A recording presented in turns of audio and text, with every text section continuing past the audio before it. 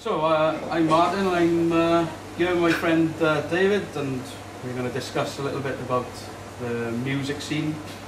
My views of it at the moment, Dave, is that I much prefer vinyl. I'm a vinyl man. I agree with you. I think a lot of people these days are very up on their laptops, MP3, that type of thing. Yeah. So, what are your views on that?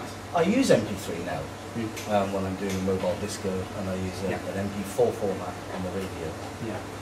But I prefer picking up a vinyl, putting it on a turntable, putting a stylus on it, and listening to the fish and chip shop in the background. You're doing something. Absolutely.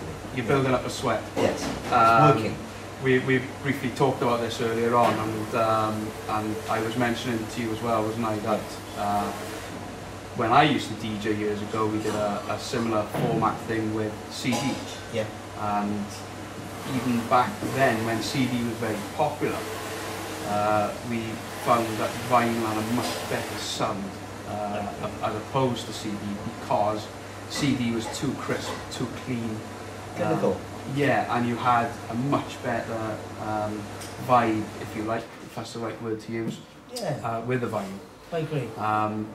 So, with that in mind, I mean, with regards to your radio station, I mean, do you have vinyl played at all? No, we don't. But we have the technology there to play vinyl. But you know, the presenters that are there now, the youngest is about 30. Yeah. But everything's digital. It's for radio, because there's so much going on in the radio. It's easier to use the technology than to go through vinyl.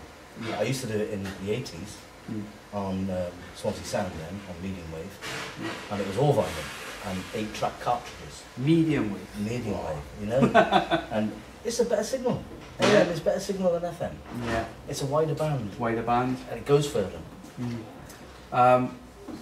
With regard, going back then to the time when you were on Swansea Sound and obviously you're gigging as well, were you in the circuit? Were you in a big, and you know, were you on the club scene type thing? I did Dollars in Merthyr. Okay.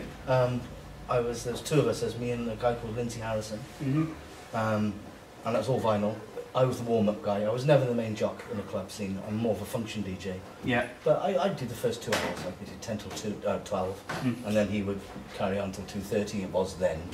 Now it's 6 AM in the morning, isn't it? Yeah. But I can't make it that long any longer. So your Ibiza days are over. Absolutely. Yeah. About 20 years ago.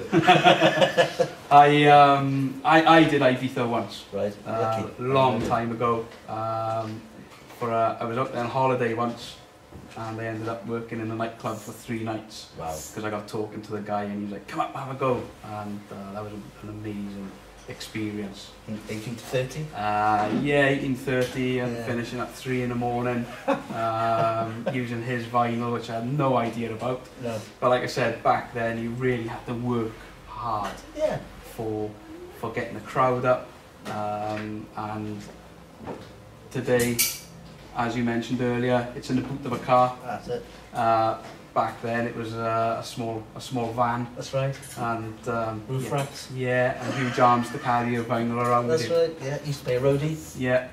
Right. So, but yeah, well, I think looking on that, I think both of us would totally agree. Vinyl is definitely an amazing. It is. You know, it was a musical masterpiece, if you like. And it's coming back, as we discussed. Coming back massively.